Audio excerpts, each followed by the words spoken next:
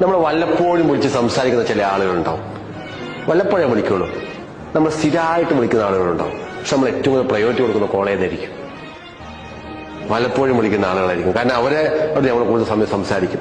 കുറേ miss call വന്നാൽ നമ്മൾ ആദ്യം തിരിച്ചു വിളിക്കുക വല്ലപ്പോഴും വിളിക്കുന്ന ആളായിരിക്കും. സ്ഥിരമായിട്ട് വിളിക്കുന്ന ആളെ ലാസ്റ്റ് വിളിക്കാൻ തുടങ്ങി. നമ്മൾ എന്തെങ്കിലും തിരക്കുണ്ടെങ്കിൽ സ്ഥിരമായിട്ട് വിളിക്കുന്ന ആൾ ആ സമയത്ത് വിളിച്ചു കഴിഞ്ഞാൽ കട്ടാക്കും. പിന്നെ വിളിക്കാമല്ലോ എന്ന് പറയും. വല്ലപ്പോഴും വിളിക്കുന്ന ആൾ വെച്ചാൽ എന്താ എടുത്തു നോക്കും.